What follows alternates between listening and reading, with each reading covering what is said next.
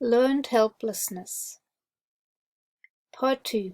I wanted to talk about this or make this known to my viewers and people out there because I know there's frustration on the part of people who are connected with individuals who get involved in destructive cults or people who are involved in abusive relationships. Really the same thing. I keep making those 2 points because I really want to drive it home that they are same. Mm-hmm. But they, people can get very frustrated with them. We see this even dramatized on TV and soap operas and TV shows all the time. Why won't she leave him? Why does he put up with that abuse? And this really is a key component to that. It needs to be something that needs to be understood. It's not all about they're gluttons for punishment or they're wanton. They just want the abuse or something, or they're in some kind of BDSM mode where they think it's fun or something. People can make assumptions like that, but that's probably not what's really going on. There's probably so much going on behind the closed doors that you don't see going on that lends itself to the person feeling that they are stuck in this situation and they don't have any clue what to do to get out of it. Right. And some people are conditioned also to be kind of more submissive. You see it more with women than with men, and they can be very easily taken advantage of in that way. But yeah, I can certainly speak to the frustration that people feel and some ideas for the people helping them out. Because I think one of the things that you want to do is you want to help someone remember what is true about them. You want to help someone remember that they have skills, that they have strengths, that they're bright, that whatever was taken away from them by the person who's controlling them, and that they have rights, and that they have backup, that they have people who care about them, who will help them through this, that they have legal protection. I mean, people really do start to forget that because they're told that it's just not true, and they're told that if they come out and tell their story, no one will believe them and whatever else, so they don't tell and they're too afraid to go. So sometimes just reminding people of the qualities to be true about them that they no longer see when they look in the mirror, and that what is in place in the world outside to protect them, because they've been told that that's just not going to work for their benefit, and they'll just be brought back to this situation. And so I think sometimes that's a place to start. And then, yes, you want to start slowly.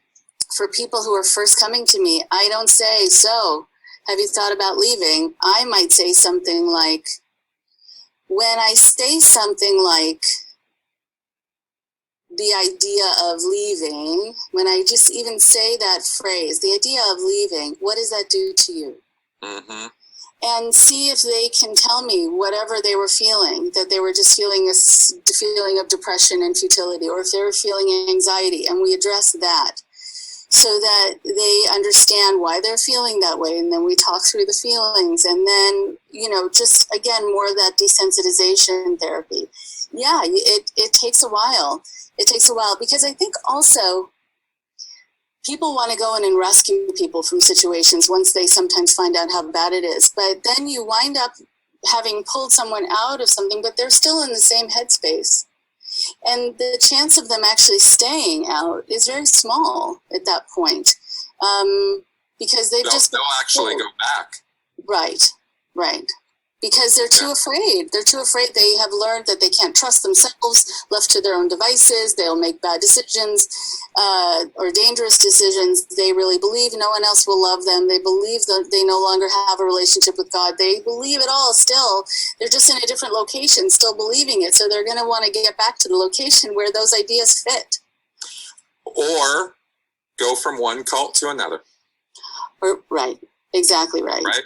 Because the prison of belief is still up there, and if they've been convinced that Group A or Individual A that they broke up with is horrible and awful, and they really get it, and they go, okay, good, not going back to that person, I'm not going back to that group, and yet this learned helplessness is still sitting there. They haven't overcome that yet, and this really helps answer the question of why people go from one cult to another or one bad relationship to another, is because they haven't changed in here, and you don't see it. It's not manifest. Right.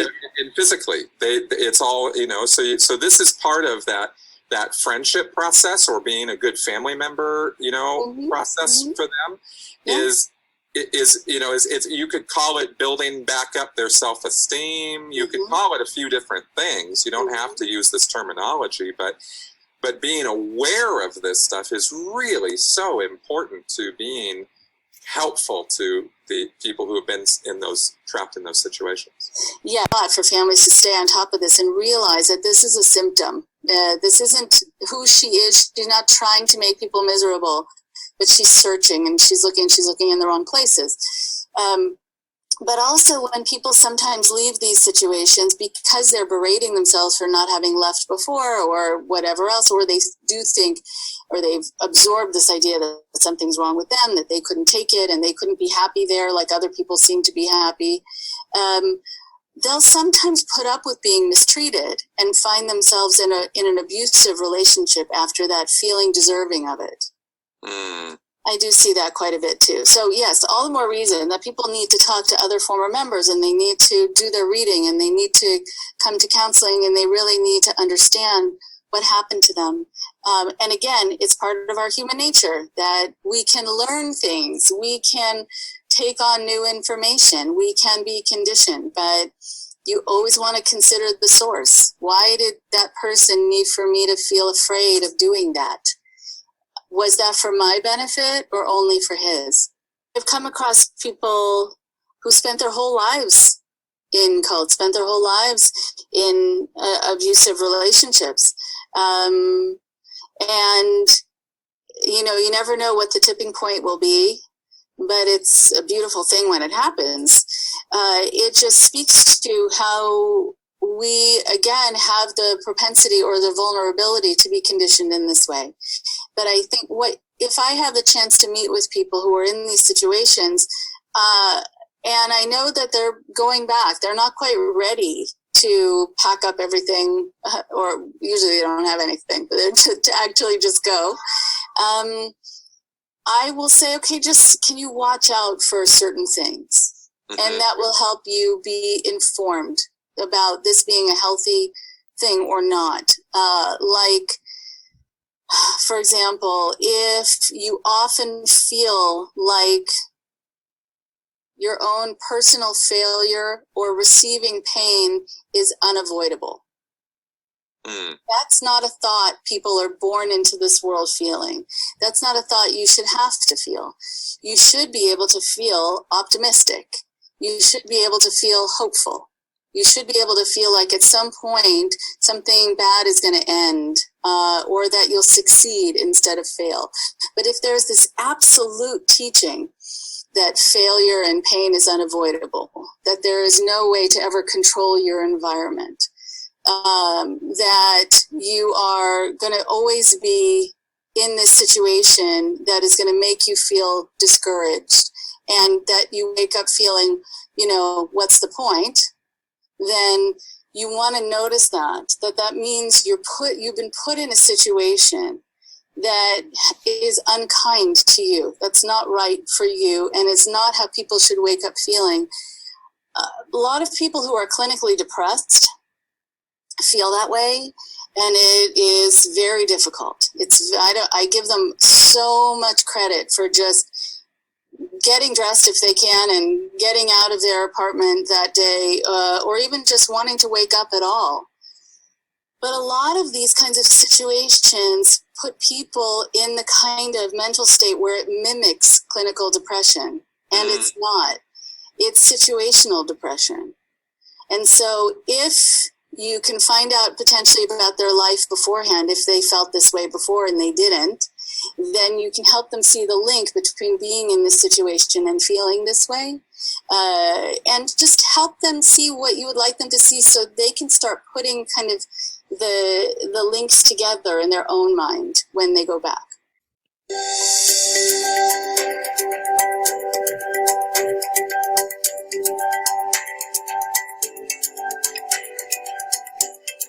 Welcome to the Body Keeps Score for clinicians and for consumers and for people who are dealing with their own trauma.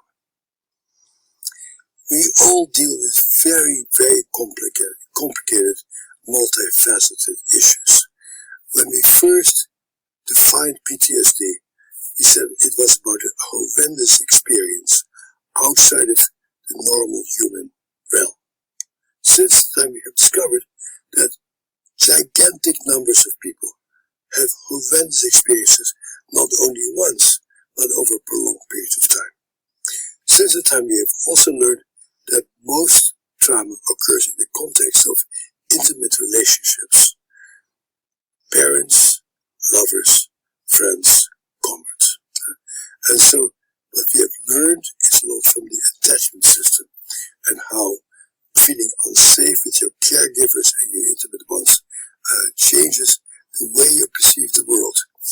We have learned that trauma is not about an event that happened a long time ago, but it's mainly about how that event or that series of events or that life experience changed your mind and your brain.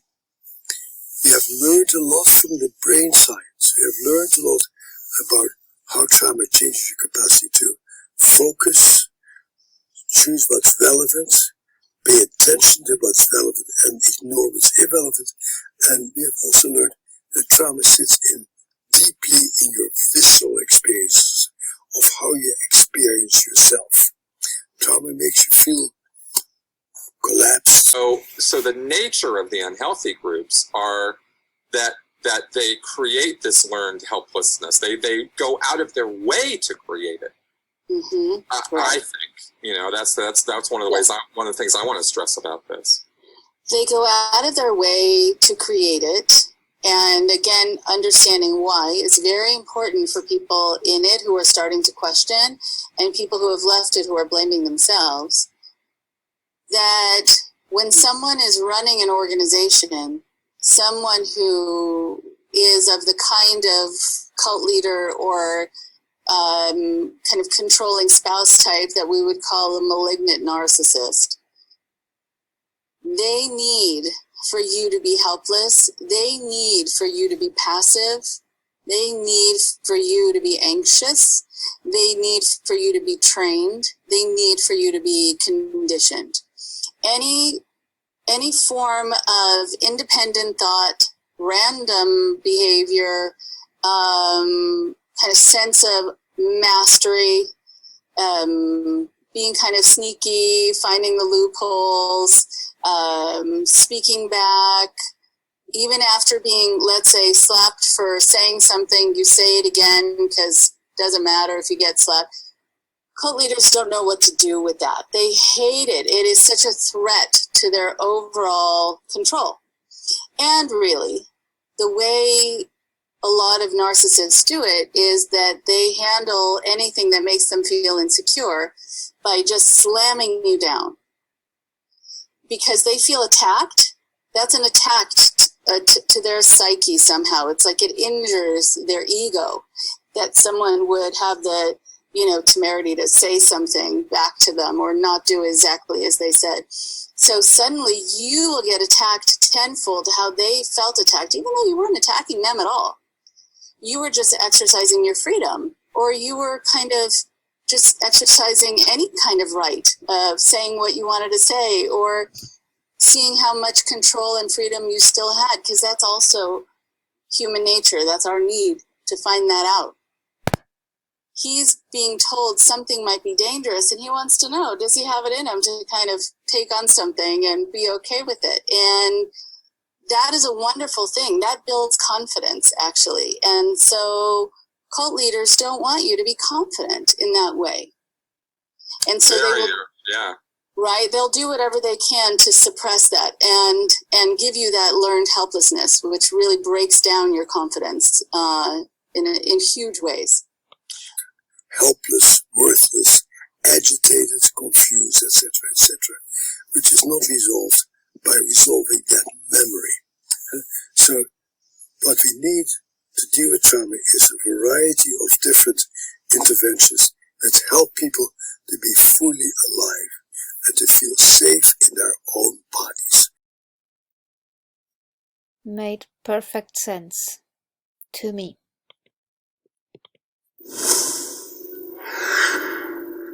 everybody. Welcome back to my channel. This week, I have Rachel Bernstein on board. We are not doing a podcast. We're going to do this for my Thursday videos. I just learned about something that I thought was very, very interesting, and something that I thought was very applicable to cult survivors, abuse survivors, people who have been through traumatic situations and circumstances, and might help explain some of the reasons why some people don't step up and step out as easily as others. You know, people often ask, well, if it was so bad, why didn't you just leave? You know, this kind of thing. And there are actual psychological mechanisms behind why some people don't just get up and leave. Sometimes they can't. And not because of physical circumstances necessarily, but because of psychological circumstances. So I thought the best person for me to talk to about this, of course, is my good friend and ex-cult therapist and family and couples therapist, Rachel Bernstein. Welcome back to my channel. It is a pleasure to be here, and I love that you're covering this subject because it does weave its way into so many of the discussions that you have and that I have with people who have been through experiences like these. Big time. And that topic is learned helplessness. So why don't we go ahead and dive right into this and tell me from a psychological standpoint and from the work you've done, what is this? What is it about? How does this work? So this is an idea from Martin Seligman, and this was based on some conditioning studies that he did with animals, which are always hard for me to watch or to even know about, but it has gleaned some interesting information about learned helplessness. And notice also that the term is learned helplessness. It's not that you're born feeling that way. You're conditioned to have that kind of response based on certain stimuli or the threat of certain stimuli. So what happens very often is that people will, especially people who have been through a traumatic event or people who have tried to succeed over and over again and it hasn't worked, they've failed time and time again. It can be something just in their own lives, or it could be that they're in an environment where whenever they do something, they're yelled at, no matter what it is, or whenever they do anything to exercise any kind of independent thought or independent action, there is a strict consequence. So after a while, we can talk a little bit about how this happens. There is sort of the what's the point idea that comes into your head. And the problem with that is that one of the definitions of depression is entrapment, futility mixed with defeat. And right, and that just causes us to be depressed and hopeless, and that is what happens with learned helplessness. Interesting. How have you seen this over the years manifest with some of your clients? People coming out of, you know, you deal with, for anybody who's not familiar, Rachel and I have done many podcasts and shows on my channel here. In fact, I've got a whole playlist, if you're interested, of things you've done. Yeah, it's cool. And you have specialized, you have done a lot of work over the last few decades with cult survivers and with survivors of narcissistic abusive relationships. How do you see this manifest, and how do you approach it when you start suspecting this is what's going on, or you see signs of this? It's a great question. You see it manifesting in so many different ways. The motivation for this kind of feeling can come where you either are going to be physically harmed, or that is what's happened, that you've been hit for doing something or screamed at, or that somehow there's this looming threat that God will know and you'll be punished, sort of these invisible threats sort of over your head, right? And so why take the risk? You feel discouraged, you sometimes feel demoralized, you feel hopeless, and everything seems like a futile attempt to try to break free. For a lot of people, they get the question, why didn't you leave? If you were so unhappy, if things were so bad, why didn't you leave? That's true of battered spouses. They get asked that question all the time. It's also true of people who have been in situations where a falsehood was given also to keep them in, that something was told about the people who left and bad things that befell them. and it's usually not true at all. But you have no way of checking out the information, so you just sit there with the fear that something bad is going to happen to you because that person was hit by a bus and that person got cancer, and here's all this proof that's given to people within these groups to stay in line, and that's probably not dissimilar from what you experienced, all the bad that would befall you. I'm curious actually to hear from you about some of the looming threats that were over your head that kept you in. Oh, absolutely. As you're talking here, I'm relating this to my experience and seeing how there was certainly a feeling of what's the use in terms of leaving. There was a lot of phobia induction going on in terms of the outside world. And when you're in a bubble world of Scientology, then especially in the Sea Org, where it's a very tight community, very bubble world type of situation, there's a lot of outright, open, blatant talk about how useless and horrible and awful the outside world is, or the term that they use is actually an extremely derogatory term now, which is called the WOG world, which in some circles apparently is equivalent to using the N-word. I mean, it's really, I don't think when Hubbard used it, it had quite that association, but I could be wrong. We didn't know when we were in Scientology that it was that bad of a word, but the point being that it's created this idea is created that everybody who's not a Scientologist is demented, is somewhat insane, is somewhat stupid, ignorant, are people who you cannot trust, will not have your best interests at heart. So that all happens. Right. But also through the process of the indoctrination of Scientology, and again, especially I think this is probably more true for Sea Org members because we were in such an enclosed 24/7 operation. I don't mean to imply when I say this that this would never apply to public Scientologists or staff Scientologists. That's not really what I mean to say, but I can only speak from my own experience, and that a lot of that experience was in the Sea Org. That I very definitely, the news that we would hear, the way the news and the media was portrayed to us, there was definitely a sort of, what would be the point of leaving? What would be the point of trying to start your life out in the big wide world when everything about it is set up to defeat you? Right. Everything about life is set up. In fact, in a way, let's actually really expand this out.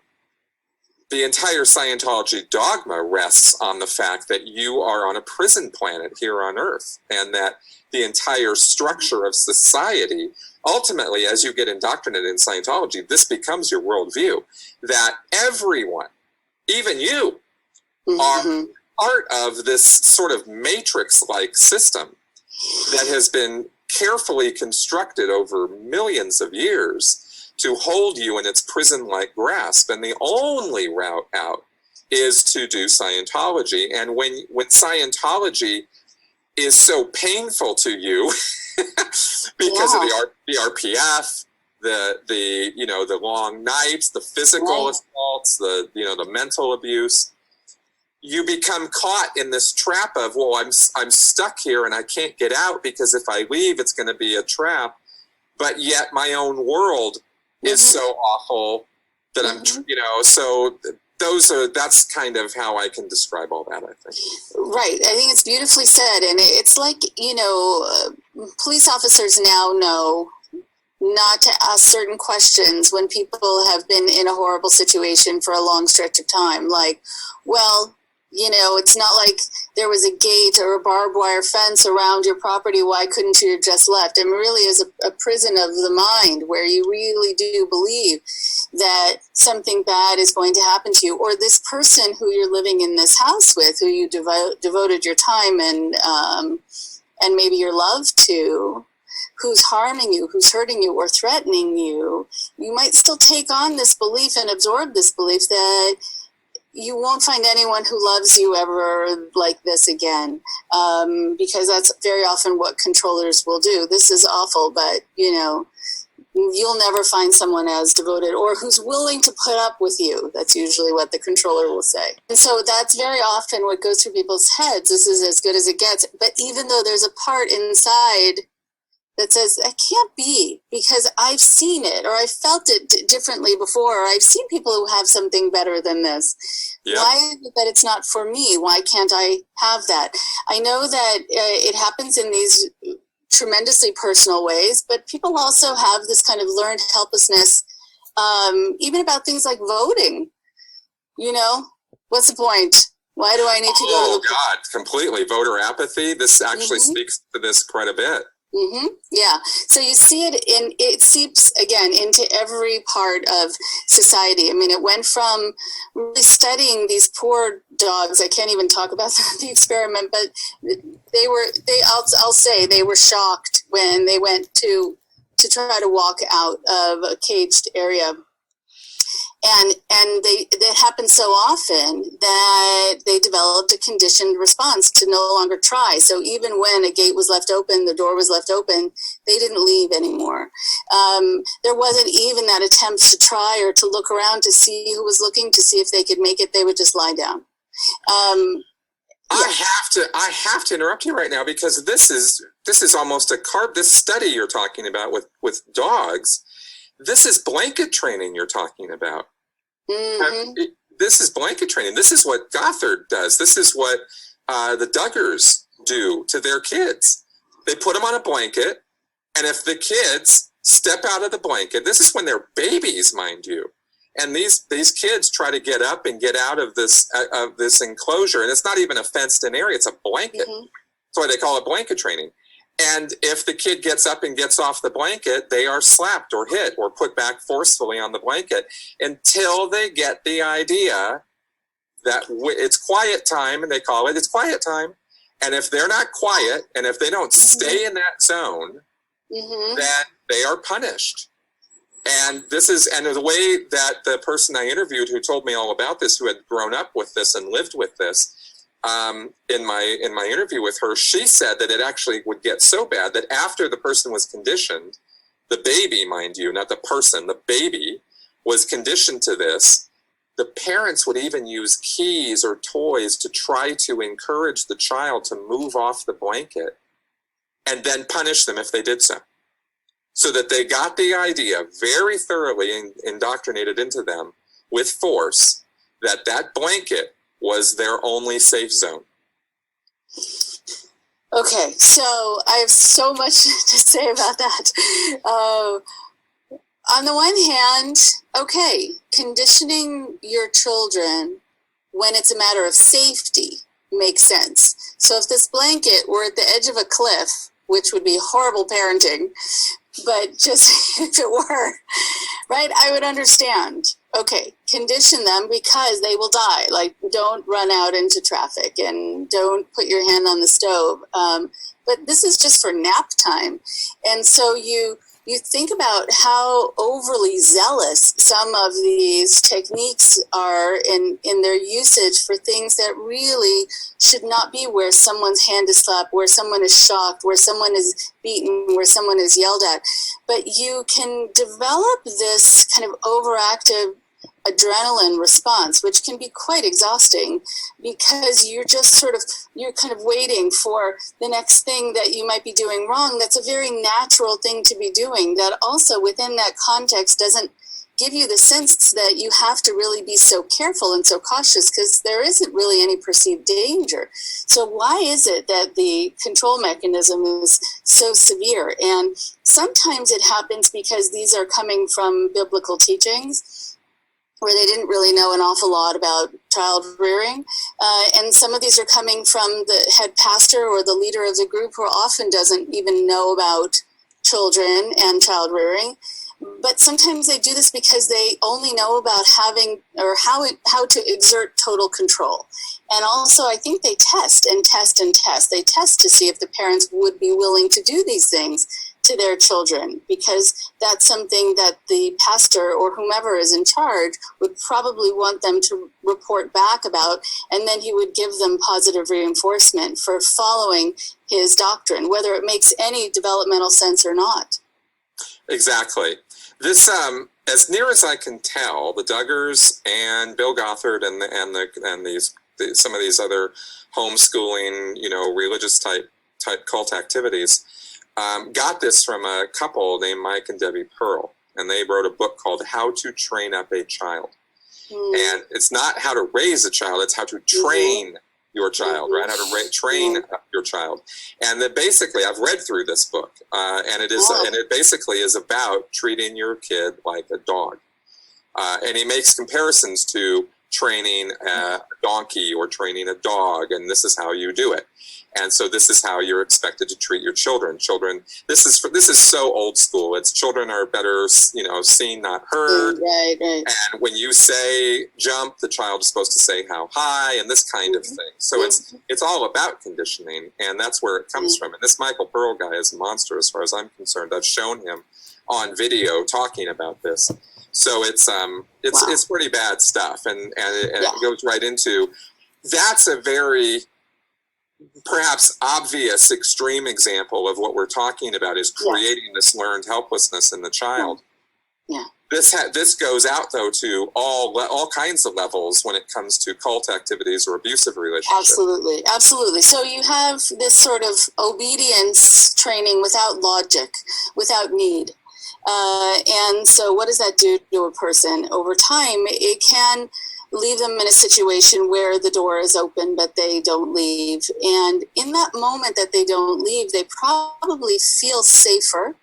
But they have done studies where they've noticed that also what it does to your psyche is it makes you wonder if left to your own devices, will you ever act on your own behalf? Do you have the strength? Do you have the bravery? Do you have kind of the ability to take control of a situation? And the more often it happens that you're given an opportunity to do it, but because of your learned helplessness and conditioning, you don't do it, that adds to your sense of depression and futility and lack of self-esteem. So it's actually good to encourage people to try something and to take some sort of risks, but also to not blame themselves for not having done it sooner, to have them understand what they went through, the pattern of conditioning, and it's different for everyone. When going back to these animal studies, there's a picture I posted years ago on Facebook that actually had to do with this. I didn't realize until I was thinking about our talk today, but it's a picture of a big horse, a real horse, that is tied to a little tiny plastic children's chair weighing less than a pound. And it didn't move. It didn't start to walk away, right? It was so used to being tied to things that were actually in the ground, that were posts that were in the ground. But here, this tiny little chair, you could have just kicked it over with one foot or even just blew it over. But he didn't move because there was this sense, why bother? I'm going to pull and I'm not going to be able to move. And I've been doing that for years and I've stopped trying. So at that point when any living thing stops trying, that's the danger point. That's the point where they will endure much more than they should and put up with things for a lot longer. And so, what do you do? I guess that becomes the next point. How do you help people, first of all, who are still in these situations, and how do you help people understand it who have come out of these situations? And if we have time, it would be good to cover both. Okay. Please.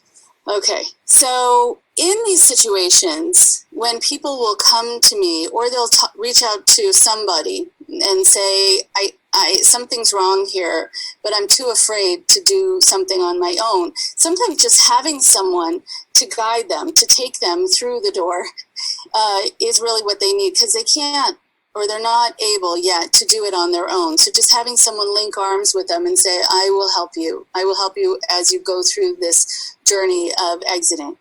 And they can still panic afterwards, but at least they've gone out the door, which is a good thing. It's a good first step. But I think also when somebody is in that situation, you want them to be able to see why it is that they're being taught this. How does it serve the person who is conditioning them? Because if you can take them out of this realm where they believe that it's for their own good, or that there really is a threat out there, and instead have them understand that the other people who have been threatened in this way, if they left or did something that the leader didn't want to have them do, nothing bad happened to them. That's very important information. And also that it's good for them to kind of test a little bit, only if it's safe. If it's a life or death situation, don't do a lot of testing. But if someone has said, you know, don't walk out that front door without my permission, and so you've stayed stuck for so long, what happens if you just take a couple more steps towards the door? Check in with yourself, feel how you feel, see if you can get brave enough to maybe take another couple of steps. It's almost like doing desensitization therapy for yourself. And that's an important thing to do, to know too, that sometimes you want to be very patient with yourself, that when you're really conditioned, sometimes you can't do it at all. And if you're going to try, you need to kind of do it in these small steps. Now, again, with a life or death situation, if suddenly the door is open, run. Don't take steps. Just go, bye. Right? If someone's chasing you with a gun, just, you know, that's not the time to do your desensitization therapy. That's the time to just get out. But if you feel like you need some time to just get yourself a little more brave, take a few more risks, maybe ask a question, maybe delay in responding right away and not being so, yes, sir, you know, right away. Just kind of see how much you can see about the power that maybe you do have, that you still always had. I mean, that's the thing. Your power really didn't go away. Someone just made you feel like you didn't have it anymore. Right. And so that's an important part of this. It was, I'm trying to remember the author. This is exactly how I did it. And I had this burnout in 2007.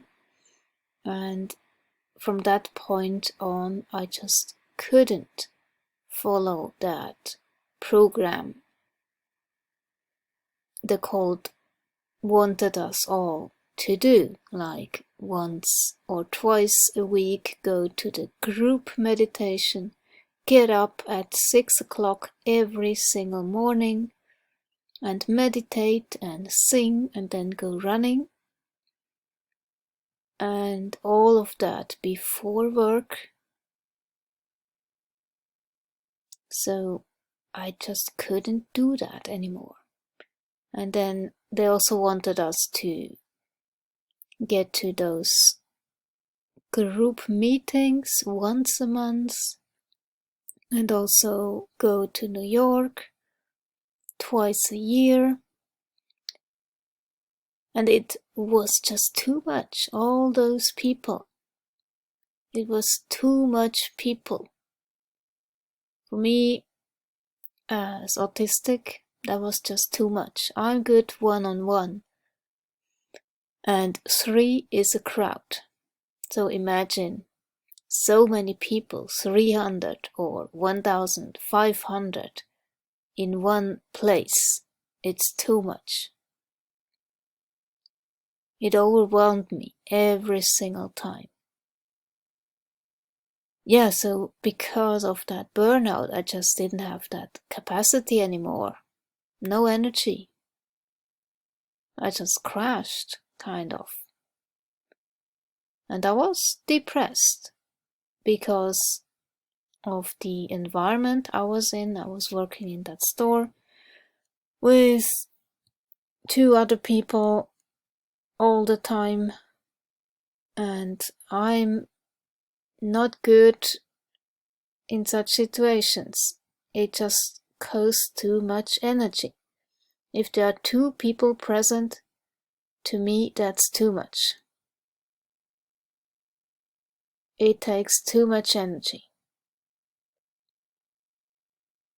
I need to have time to recharge in solitude, so as long as I could work in a store all by myself and serve the customers, that's okay. I could do that. I like people, actually. But if there is 1 or 2 people present as well, and all the more if they want to tell me what to do or how I have to do things, no way, I don't like that at all. And it will exhaust my energy. So it was a blessing in disguise to have this burnout, but yeah, it's a curse too, because your health just crashes and then you don't recover from that. And it took me still 4 more years to leave the cult. First, there was that physical stuff going on, and then, of course, you can't show the same enthusiasm, and also the kind of diet I had to follow. This is not for my body at all, because I have a lectin sensitivity, and they will really weaken my body and make me tired. But I didn't know that at the time, so that was a thing going on. And then I started to see all the things that I didn't see in the beginning. I just got disenchanted with the whole thing. Yeah, and then you prepare yourself. You can't just leave. If you have been in a cult for over 10 years, you can't just leave like that. Usually, because of this trapped feeling, and then you have nobody on the outside. You don't know people. You don't have a job outside, right? So it is difficult to start a new life from scratch, possibly with no education. So luckily I still had my parents, even though my dad died in 2013, just 1 year after I left the cult.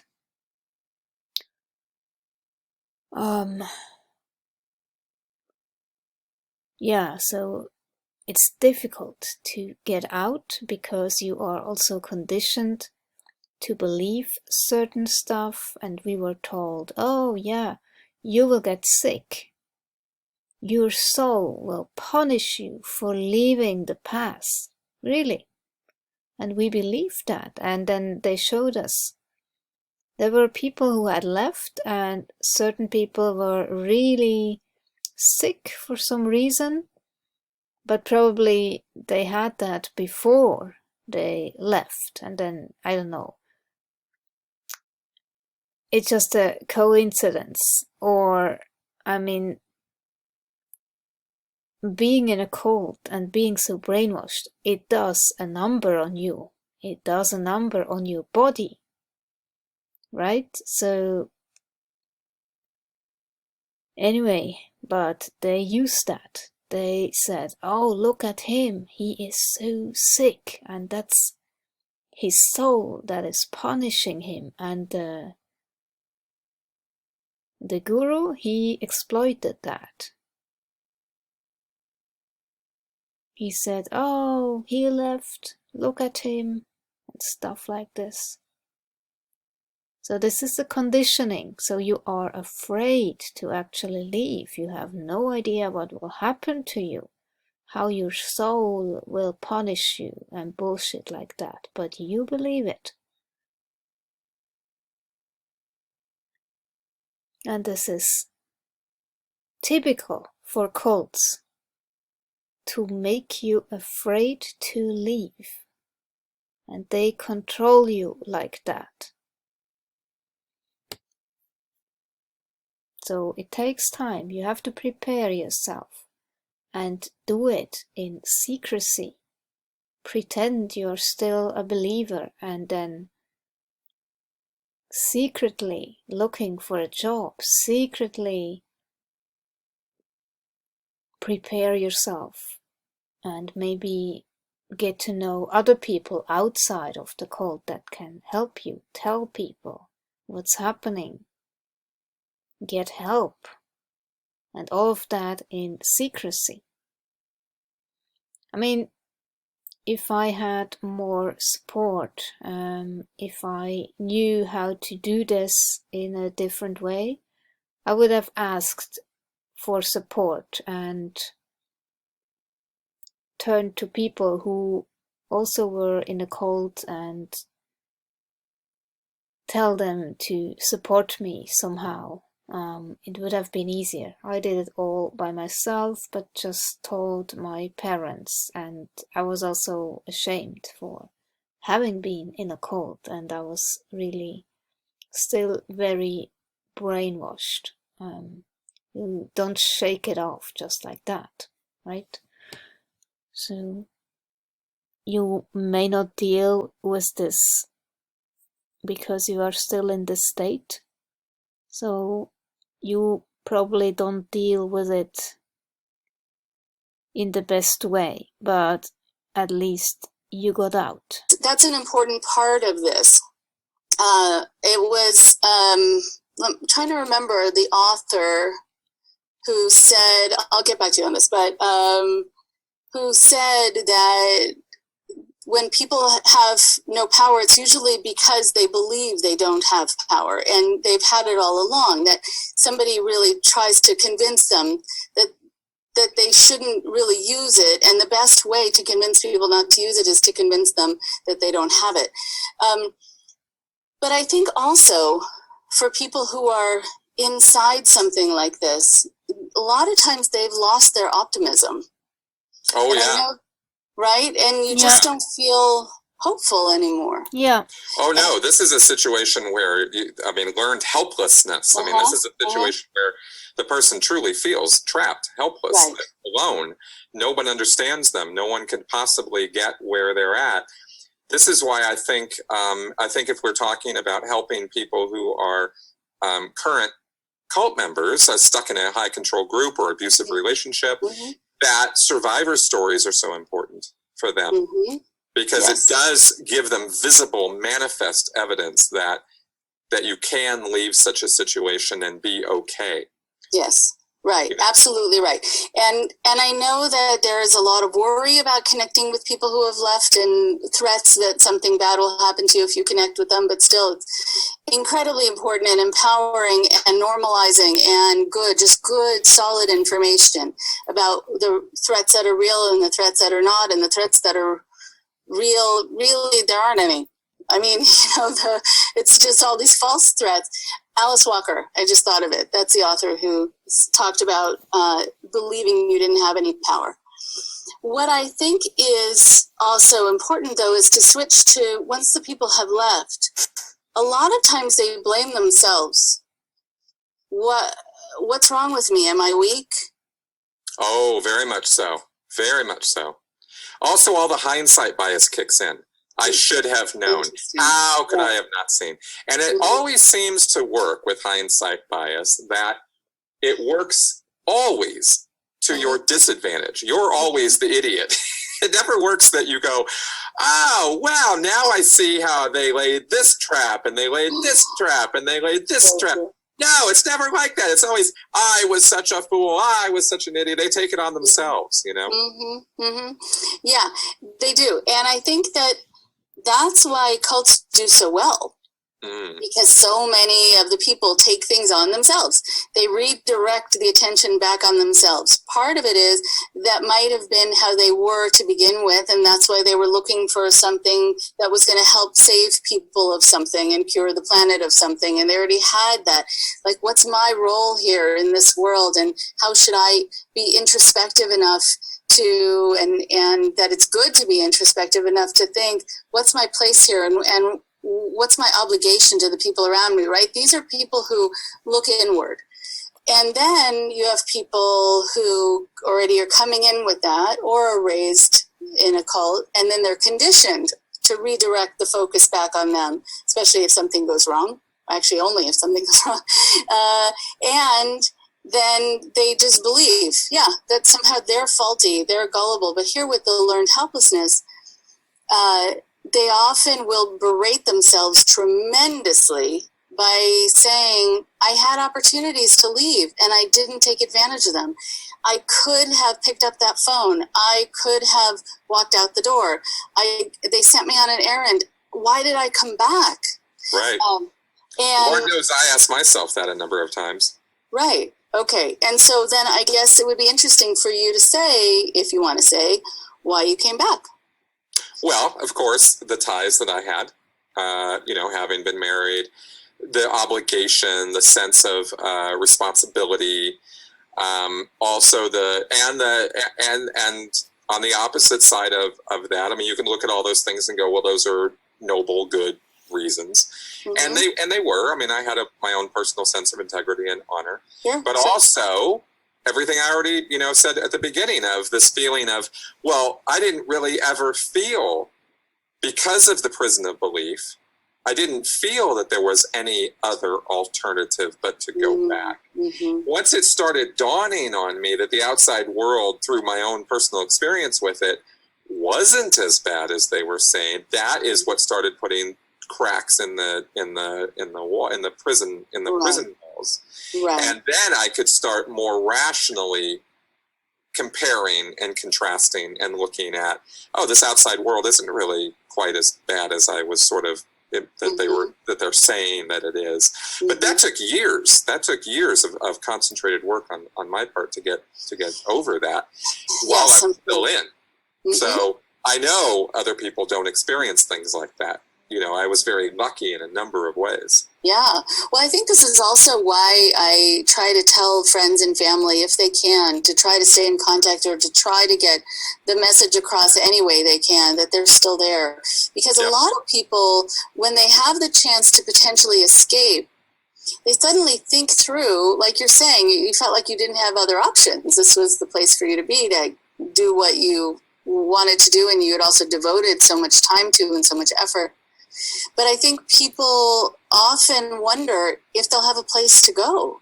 And if they know they can go home, it makes it much easier. If they know they have that friend who they can contact, who won't be mad at them for not having gone to any of their life cycle events and who, for kind of abandoning them and disappearing, who won't say, I told you so. Just someone who's safe to go be with and just kind of safely land with.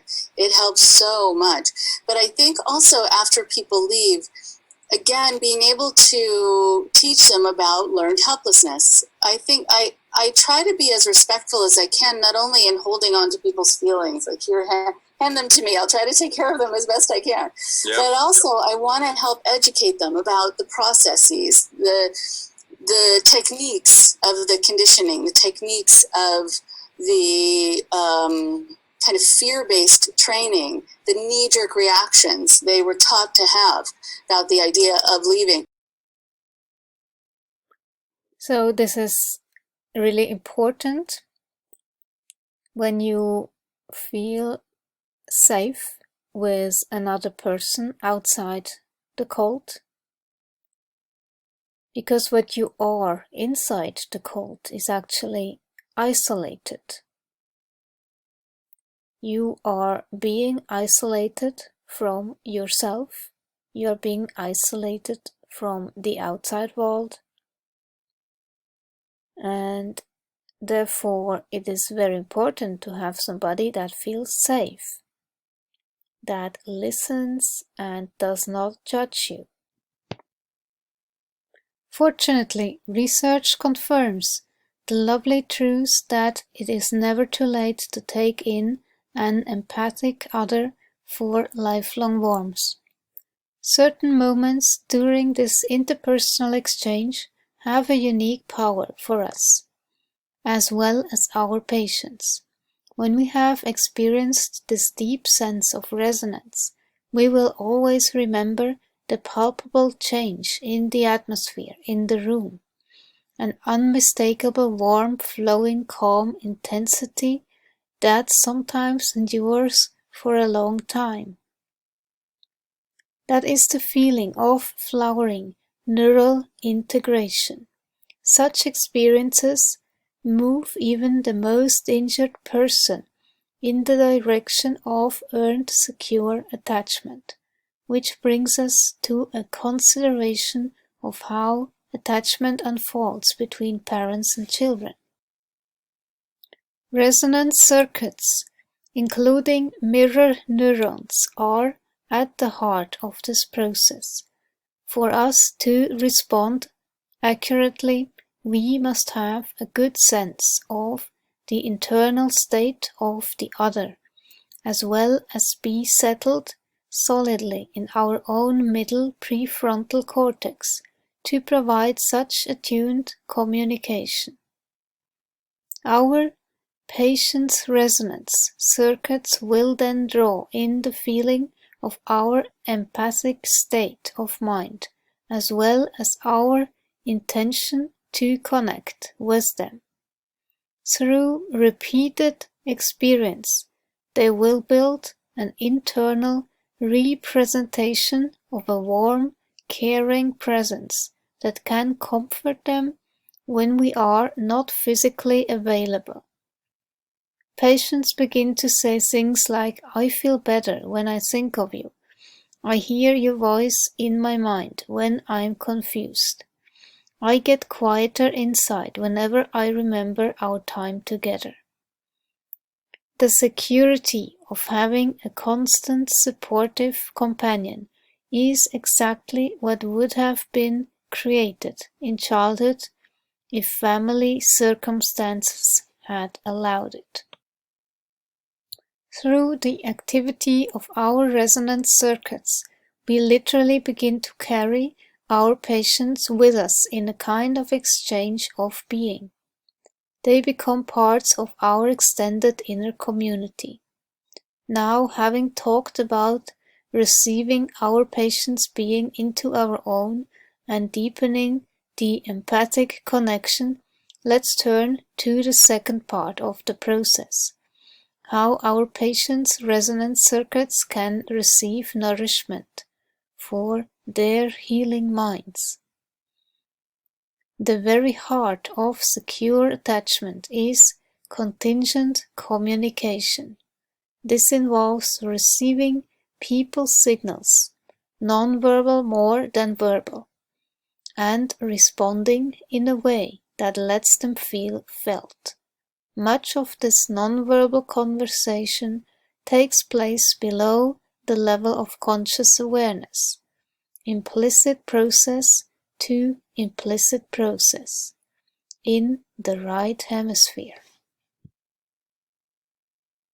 Another way to describe this integrating state is to say that it has a tendency to stay within the window of tolerance, dancing between the firm and creative, but not spilling over into dysregulated experiences at either end of the spectrum. To expand our view, it is also helpful to consider how these processes operate in interpersonal systems. Everything from dyads, including therapeutic alliances, to nations. Possibilities all along the spectrum, from rigidity to chaos, exist within every system created by minds. It is also true that every mind experiencing increased integration will share energy and information with every person who crosses his or her path, thereby multiplying the possibilities for social change.